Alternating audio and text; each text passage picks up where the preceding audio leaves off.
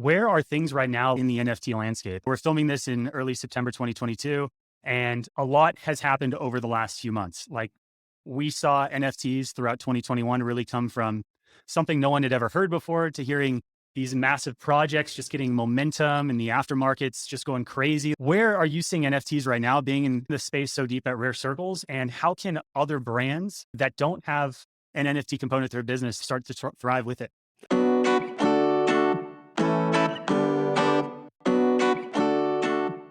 What's up, Gerard? How's it going? How are you, man? It's going well, Mark. How about yourself?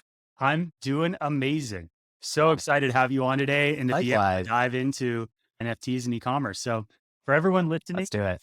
we've got Gerard Pinto, who is head of partnerships at RareCircles. Gerard, you want to give everyone a little background on you and what you do, and then we can dive into how RareCircles is powering e-commerce brands to build an NFT component to their business. Yeah. So thank you again for having me on today, Mark.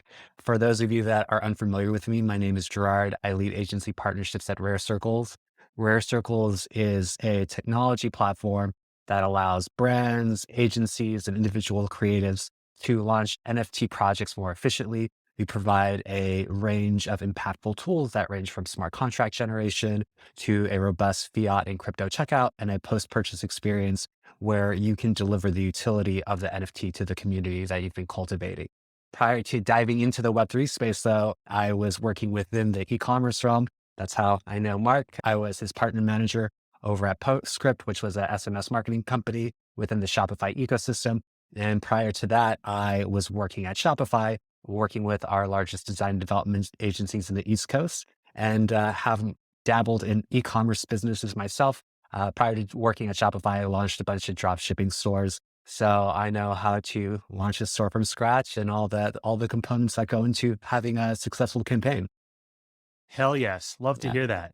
So, Gerard, where are things right now in the NFT landscape? We're filming this in early September 2022, and a lot has happened over the last few months. Like we saw NFTs throughout 2021 really come from something no one had ever heard before to hearing these massive projects just getting momentum and the aftermarket's just going crazy. Where are you seeing NFTs right now being in the space so deep at RareCircles? And how can other brands that don't have an NFT component to their business start to thrive with it?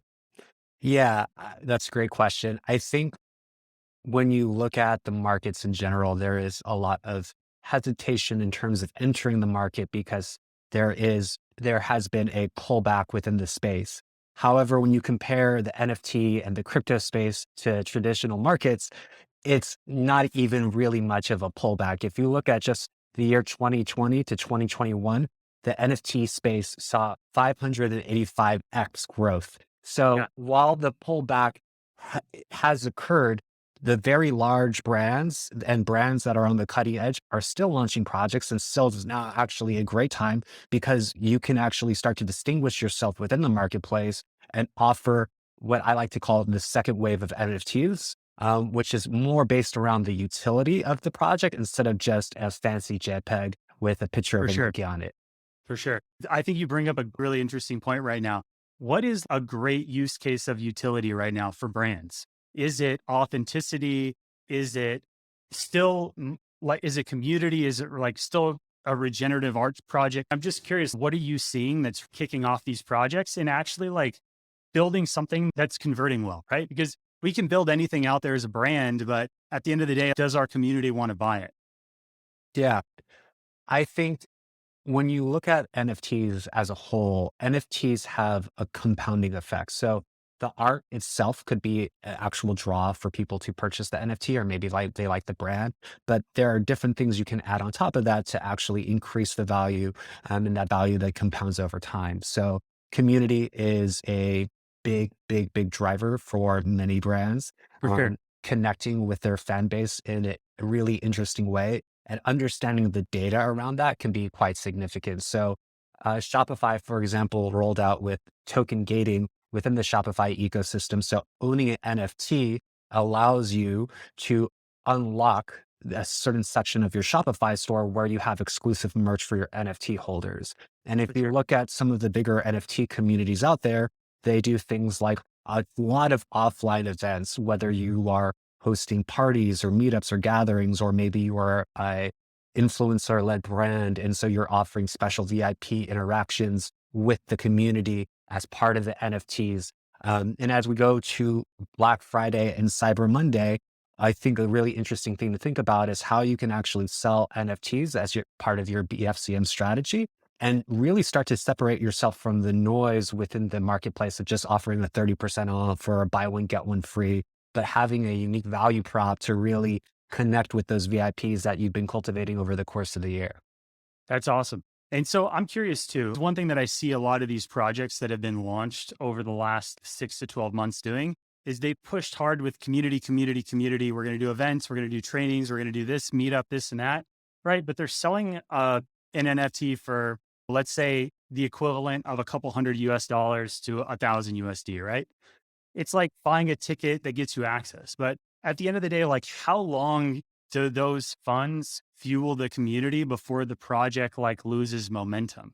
Have you found that there's a way to resell membership like monthly or yearly with access? I'm curious if you guys have ran Uh, into anything like that. uh, I think there's two separate parts of that is how Yeah, long do funds last and how do you keep someone engaged with the community? So one thing when I speak with brands initially is they're all focused on this first initial drop.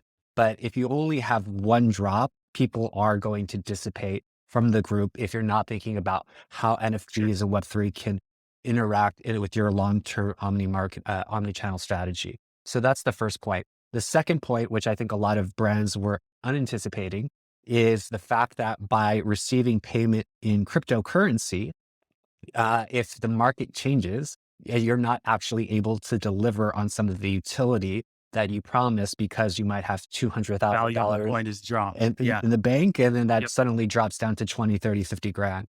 And so one of the things that we're solving for is when we work with brands, helping them educate them for the long term and understanding that a strategy has to be built out beyond the first drop. And the second thing is helping them understand that you don't actually have to receive payment in crypto if you're not ready to do that. There are still Sure. tax issues, compliance issues around what it means to have crypto on your balance sheets.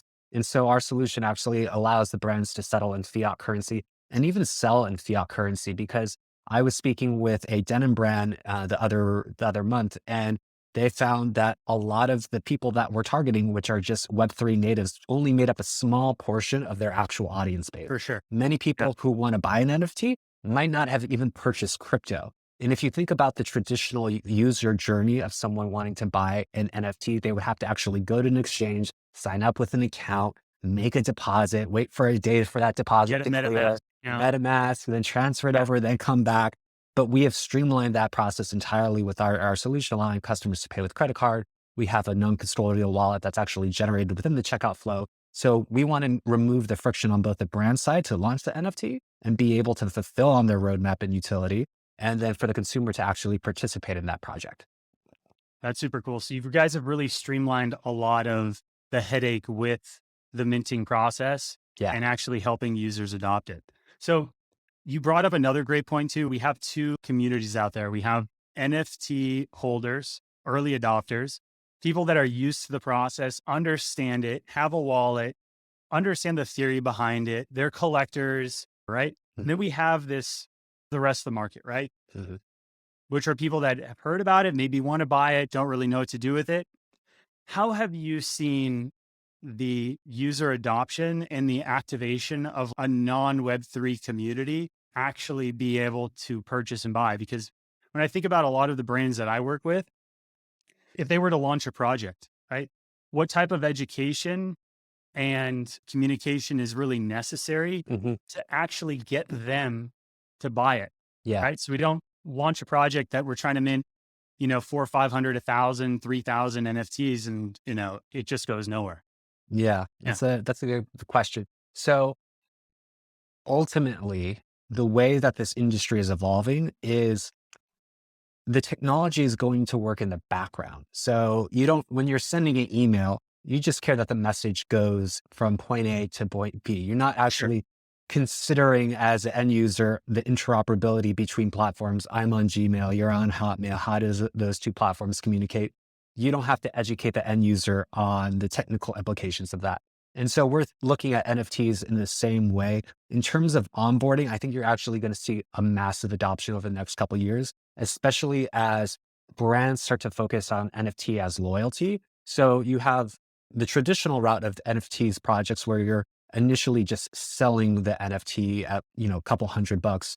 That NFT can raise a round of funds, which you can later deploy into the project. A new route that we're seeing is brands are actually just airdropping NFTs or allowing their fans to claim the NFTs without having to pay for it. Or maybe they're already integrating it into an existing loyalty program that they have built Very out. cool. And so making it as seamless as possible, I think is going to be extremely impactful for these brands to actually be able to go to market more efficiently. I think one other interesting thing of why brands would even consider launching a loyalty program with NFTs versus a traditional loyalty program is twofold. If I'm a consumer and I spend my blood and sweat equity building up a brand, promoting it on my social, investing in it in all this time, there's a certain point where I have a shelf life of how long I interact with that brand. Even my Sure. favorite personal D2C brand, There's an LTV. you are not going to continue working with that brand and purchasing that from that brand indefinitely.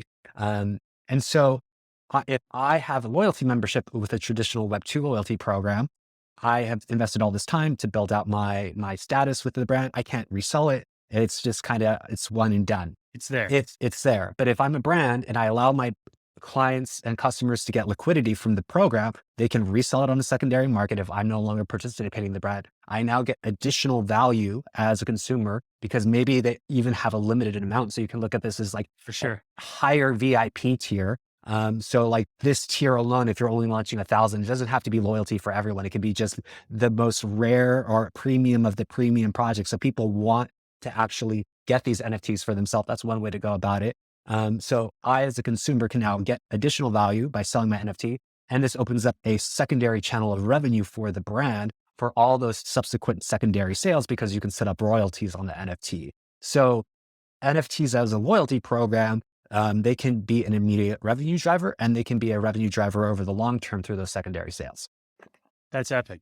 Are you guys, I'm just curious, like use case wise, are you guys at the point now where you're integrated in with any direct loyalty programs or anything like that in the Web2 e-commerce space? Not yet, but that's definitely something we've been exploring. And I think based on all the conversations I've been having lately, there's been a very large appetite for the e-commerce brands to launch something for Black Friday, Cyber Monday. And I think this is an excellent time. I can definitely see us working very closely with some of the loyalty programs out there in the future. It feels like a natural fit in terms of where our technology is going and where the future of loyalty is progressing. That's awesome. That's cool. Next question for you is, when I think about the NFT as an actual NFT, right? What have you found to be a good use case for the artwork on the NFT?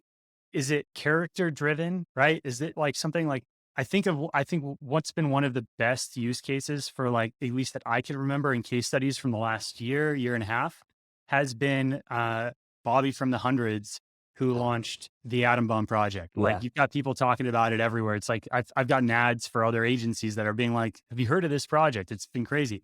And I think what was cool about that is, the Hundreds as a clothing brand has had the character of the atom bomb, and they took that character and they built it into a essentially like multi variations of the characters with different features, which I thought was pretty cool. Right. So what's your take on that? What do you think brands should be looking at when it comes to the artwork? Right. I think there are a couple of different approaches a brand can take when it comes to approaching the artwork. So within our suite of tools, we offer a variety of different smart contracts. The different smart contracts themselves have different utility baked into them. So we could have and deploy a smart contract that is purely membership based, where you offer multiple tiers that unlock different utility within the backend community piece. So if you are launching a membership, it might not make sense to have 10,000 pieces of unique art if you only have For these sure. 3 tiers. You can keep it simplified so you don't have to go after an artist and hire like an external artist and come up with all these unique designs because that could be pretty laborious. Totally. However, if you have art already or a character that's aligned with your brand, I think there is still an appetite for the PFP space. We see um, all the major social platforms, Facebook, Twitter, LinkedIn, adopting and verifying NFTs as Verifying profile ownership pictures. when someone actually has a profile. Yeah. Exactly. Like Yeah. Instagram is going to allow you to mint NFTs in the future. Twitter, you can verify your profile picture as a proof of authenticity that you own that NFT. And I think as our virtual identities start to morph and we start to see more people entering the metaverse, NFTs and having the phygital components to it where you can have clothing and that can activate an NFT that can also be tied to NFT that can be tied to your avatar. And the future could be something that we'll start to see more and more of. That's awesome. That's cool. And so, with that being said, and the artwork and those things that you guys are doing, like, let's say I was like a women's activewear brand, right? Uh, And I came to you yeah. and I was like, Gerard, we have 100,000 customers and we want to launch a online fitness community, Hmm. right? Maybe we have this massive community. We're an activewear brand and we want to launch like an actual like fitness arm of this. Hmm. Like, what would you tell me? Is this something that I could do within Rare Circles and like host like new weekly workouts and Yeah. like a community? Is that something that would be a good use case for you guys? Yeah, that would be a phenomenal use case for our Cool. technology.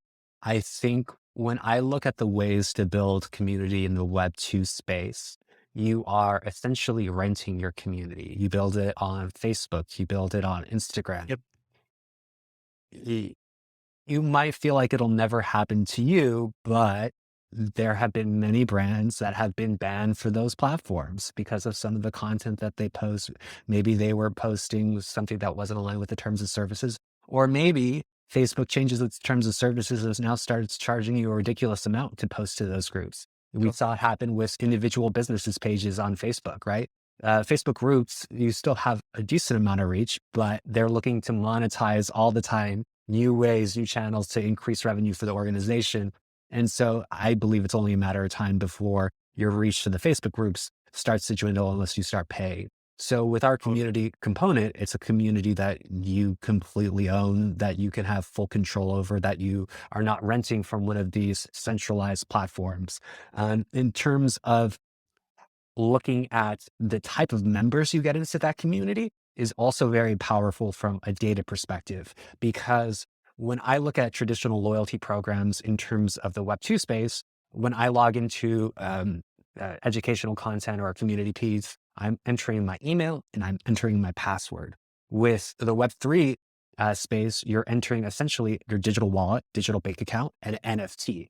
And so being able to glean data and analytics around the behavior of what people are doing with their digital wallet and identity, I think is going to be very powerful. And you can do things like integrate that into your remarketing efforts if you want to segment a certain component of your Web3 audience, do specific airdrops to them, provide additional content that's token gated, and make it a really valuable experience to the user. I think it is a no-brainer. And that use case that you gave is spot on.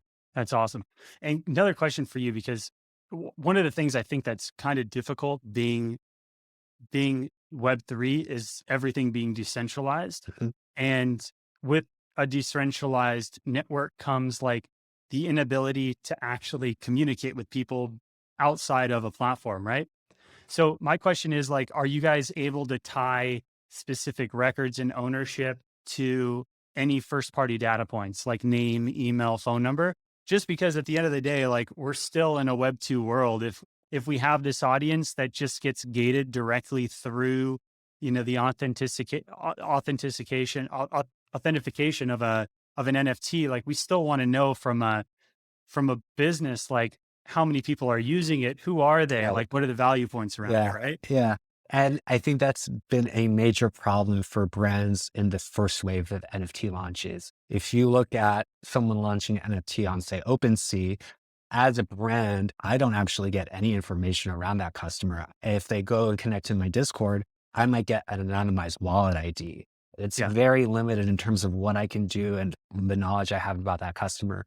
But with our community component, we have essentially built a CRM for Web3. So you can collect the name, the email, phone number if you would like, and use that data for remarketing efforts down the road. that's great. And I'm just curious right now, is there any like direct API integrations that you can roll that data out and connect it to like a Klaviyo or another like e-commerce CSP? Yeah, I like to look at us as a headless solution for the NFT space. So we have been working on our API to be able to integrate to those third parties that you would be leveraging, let's say Klaviyo. That's definitely something that we could are continuing to explore and looking at different integrations with different partners within the e-commerce ecosystem. That's awesome. And I'm gonna throw another one at you real fast. Like, Yeah. let's say let's say you were starting a brand or you owned a brand today. Uh-huh. What do you think would be the best use case? Like, let's think of it. Is it like, hey, I own like a sneaker brand, and then we would launch something on top of that, surfboard brand, clothing brand. Like, think about it. Could you give us any type of like use case in what you think would be cool for an upcoming project, just to kind of inspire listeners right now on maybe how they could take away some of these pieces and apply it to their business? Well, sneaker brands, there's Yeah. definitely an appetite within that Yeah, market. totally. Uh, They're early adopters of Web3 for sure, and yeah, they're collectors. Yeah. Nike, with their Web3 efforts in the last 2 years, has made about $183 million. Oh my God. Yeah, Wow. it's absolutely bananas when you see the sort of reach and adoption that the space is having. What's really interesting in this space is you're starting to actually see an inverse happen where Web3 brands are launching digital products first and then moving into more Web2 attributes where they have fashion and apparel associated with that Web3 brand. So I was engaged with a fairly blue chip Web3 project that launched earlier this year. And they have solidified partnerships with some very large athletic brands that they are going to do collabs with. Um, there is another project that launched a collaboration. So there's Deadfellas announced their partnership with Wrangler Jeans Oh, wow. just a day or so ago. So you can actually start to see really interesting uh, cross pollination with brands and with these Web3 properties. So if you as a brand don't have a character, for example, and are figuring out what to do, maybe you find an existing Web3 project where you can actually partner with them and then For do sure. a joint collection so you get some exposure to that Web3 the community before and compile some learnings before going all in on your own specific collection. Um, That's I a great think idea. I think the main thing is don't launch an NFT project just to launch an NFT project. Be thoughtful and methodical about who is the customer you're trying to appeal to with this initiative. What is the utility that you're looking to offer them for the long term?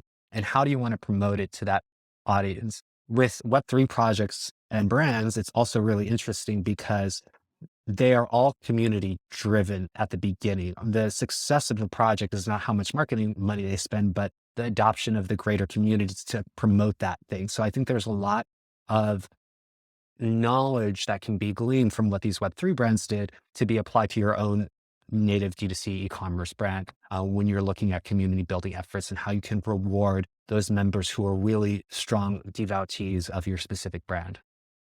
Nice. And I'm curious, next question for you is, what do you think about reflections?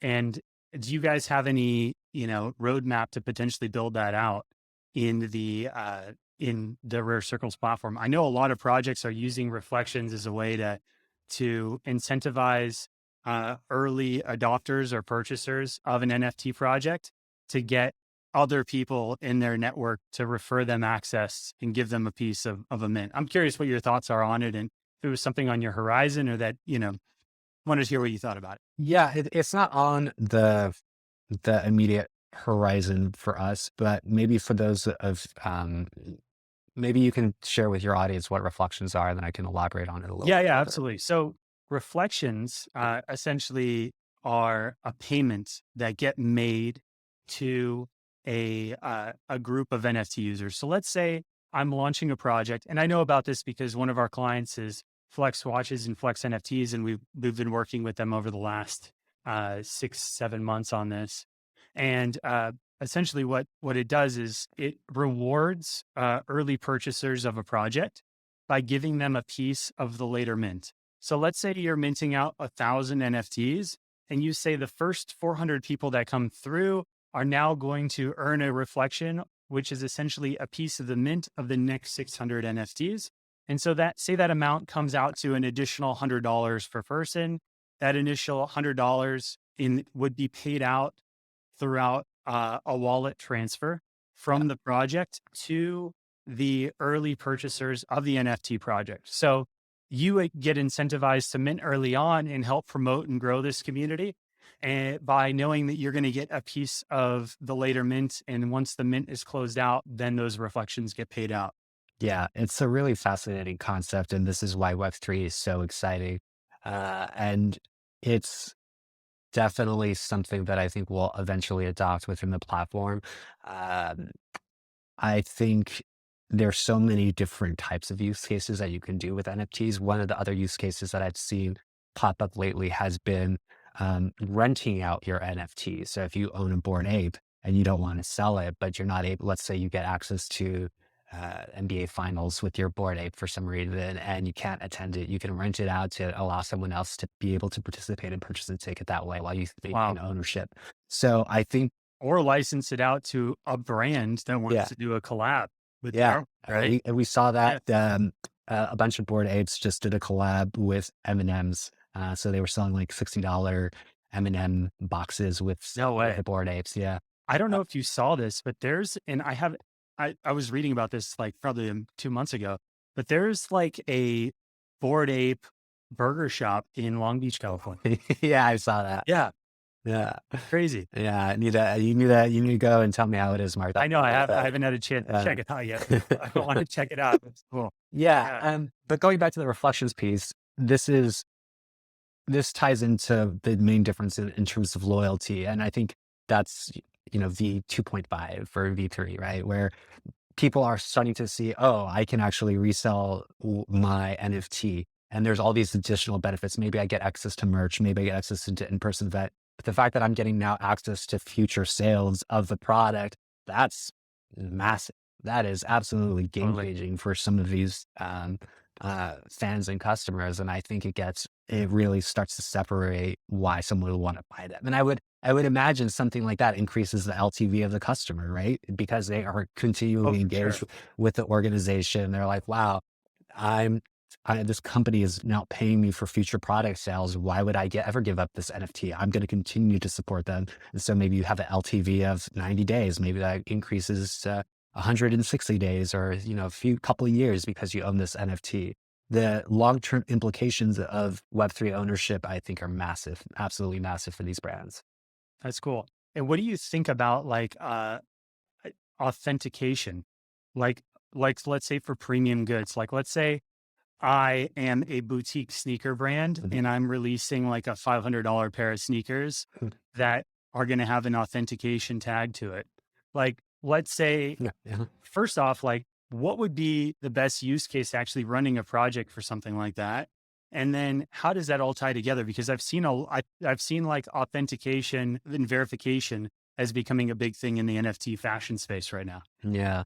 Yeah. I think that'll be definitely more impactful for the luxury goods market to understand that you are owning an actual bag from Louis This Vuitton. $500 Chanel bag, Louis Vuitton bag, it's yours. And when you buy it, you get access to this and it actually shows it's verified it's real, right? Yeah, so I Yeah. think that's one use case of authentication and verification. And I think another thing too we'll start to see from brands especially is that more and more brands are becoming environmentally conscious. And so to be able to show your supply chain on the blockchain and showing that the point of origin from specific factories, I think is also going to be a huge selling point for many people who want to participate with brands and start to move away from fast fashion and take a more ecologically friendly stance, is going to be extremely important to speaking with the newer generations.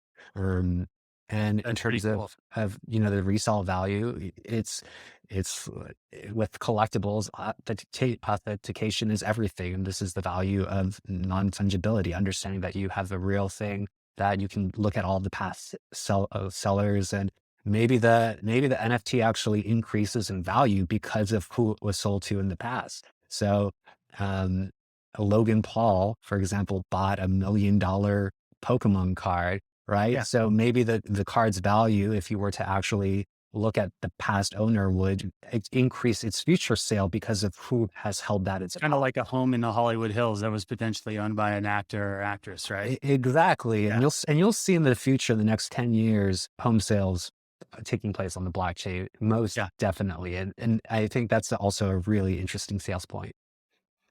That's really interesting. What do you see as like the next big thing on the horizon for the next 6 months with NFTs? Like, is there one feature? Is there one industry? Is there like one or two things that you'd like to share that you feel are the big opportunity or that people should be looking out on as like a forecast or trend in the future? Yeah, so I'll talk about well, there are a few things that I don't think are relevant to talk about. One, Black Friday, Cyber Monday coming up right now. How do you cut through the noise when you're getting 100 emails from brands right now? So one of the things that I've been advising brands who are interested in the space is set up a wait list right now. Say you're going to launch an NFT. So if we're in September, you launch this to your audience right now, saying we're launching a Web3 project for Black Friday, Cyber Monday.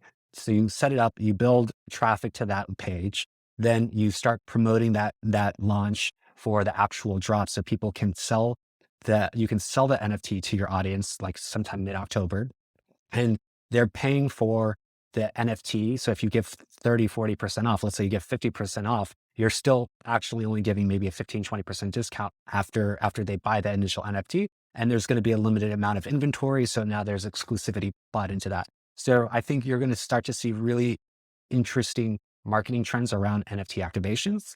But I think one of the most interesting things to me that I just recently connected the dots with, is, well, two more things. Loyalty that we talked about is we're going to start to see more and more loyalty programs and include NFTs. And I think the art around NFTs is going to be really interesting because we have simplified the process through technology and be able to launch an NFT project for brands. A few months ago, you had to hire a private developer to build you out a smart contract. It wasn't audited. It wasn't So integrated. sketchy. Yeah, The so guy wants to actually, be paid directly, directly through Bitcoin or and you yeah, never hear from him again. I think I've heard dozens of those stories over the last year. 100%. Yeah. Yeah. And so our technology solves for the back end, but there's still stuff on the front end that need to be solved for. And one of the things that I found was really interesting over the past week, there was a company I believe called Dolly and Midjourney. And Midjourney actually it's basically AI driven art where you type in a prompt and it generates a piece of artwork. And Wow. the Midjourney submitted this AI generated art to a classical art contest and won first place with their creation of their art. And so when you look at NFTs, having unique art is something that brand still needs to solve for, whether it's, three pieces of art for a membership or they're launching a 1,000 piece collection, that still needs to be considered. But I think what we'll start to see is these AI applications integrating with NFT platforms like RareCircles, so you can have a fully turnkey solution, even with the art as a component of it, to help you generate a project on demand that's really cool, unique, and on point with what your brand is all about. I think that's what we'll start to see happening over the next few months. Nice. And another question for you. What do you think about how is fulfillment working right now? Like when it comes to NFTs, are you seeing brands like giving anything more like, hey, you buy an NFT and then you're going to get this physical good at all? Like, I'm curious, are any of the brands, is it just strictly the NFT and like access to the community and things like that? Are you, Yeah, that's a really smart thing that you just brought up. So I had a conversation with a brand this past week where they said they want to tie the NFT to, let's say, a hat. So you're paying $50 for the NFT, but you're also getting the hat as well. yeah, So and the reason why they're doing this is they want to make sure that they're delivering value immediately to the customer. So I think that's actually a great drop strategy when you can promise something immediately to the customer so they don't have, because with, I don't think you'll see this as much with D2C e-commerce brands because they're a little bit more established. But for the native Web3 brands, they promise the world and fail to deliver always. All of these always. projects are just like over promising and over hyping. And by the time they sell it out, they do one or two things and the founders are already on to another project, Yeah. just leaving it. Yeah. Yeah. It's crazy. Oh, brings me up another good point. What's a good price to mint out at? I'm curious because you brought up $15. Like, where are most of your customers minting out at? Is it a couple hundred? Is there like a price inflection point that you guys have noticed in the market? Mhm. And yeah, what are your thoughts on that? I honestly think where we're at the market, the cheaper the better. Like $50, $100, $150. Those typically are price points that do very well because there's room for the project to grow in value, right? I've seen a lot of celebrity projects specifically priced too high. I believe Chris Brown was an example, which his project failed to mint because the celebrity, huge following. But I think there's a big distinction between followers and fans, right? And when you set the bar too high, you actually are excluding a large segment of your fan base. But by offering it for relatively inexpensive, you can actually help the initial minters extract even more value and stay in the project longer because Yeah. they're seeing the growth of that And being project. fired up on it versus spending $400 or $500 and being like, what did I get?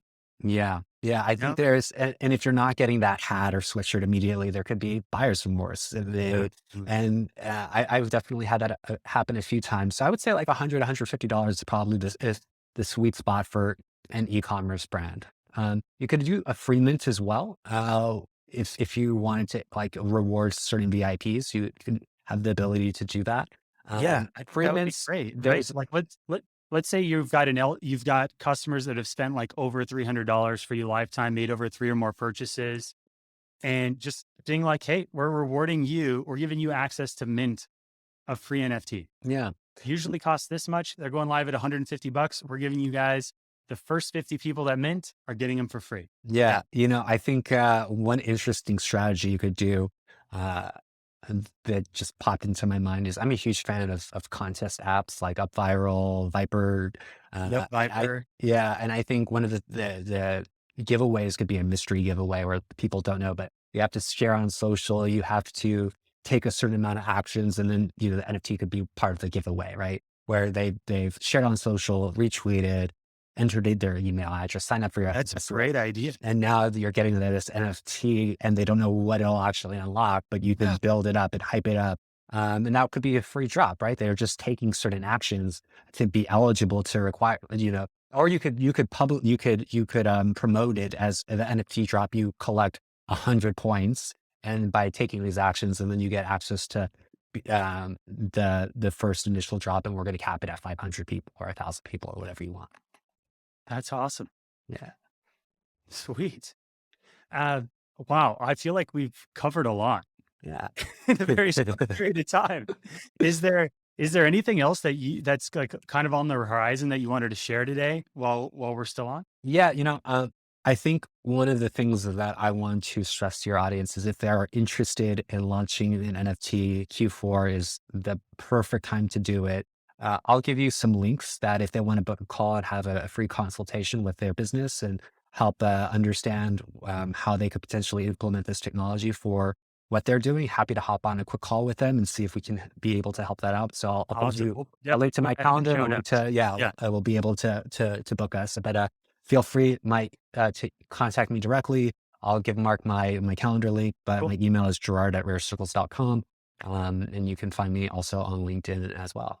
Perfect. Yeah, we'll get everything in the show notes so we're all set up on that. That's awesome, Gerard. Like, it's so awesome to hear what you guys are doing at Rare Circles. And I know it's still so early on. Like, I can't wait to just hear, be talking with you again in another year, another 6 months, another year, because yeah, it's like we have this cool technology and Mhm. we have application to it. And now it's just educating people on how they can use it. And I think that's what's so great and why I wanted you on this episode today is because I'm still learning about it. And I know a lot of other people when I talk to them about it, they're just overwhelmed with what can and cannot happen because there's so many inputs and outputs to making something like this work. Yeah. So Yeah, yeah. definitely. Well, cool. Well, Gerard, thank you so much for joining today. Of Like, course. this Thank you, has Mark. been incredible. And yeah, I'm looking forward. We're definitely going to have to do another one of these Let's in the do it. next couple months to just keep keep track on it. Like I said, we're going to have some links to everything in the show notes today, so all of you can follow up. And as usual, if you guys are looking for some support as well on your e-commerce brand, if you want some help growing your direct consumer business through email, SMS, app, push, I got a link. I'm going to give you a free $3,500 audit and you'll be able to chat with me directly. But thanks, everyone. Appreciate it. Thank Bye. you. Take care. Bye-bye.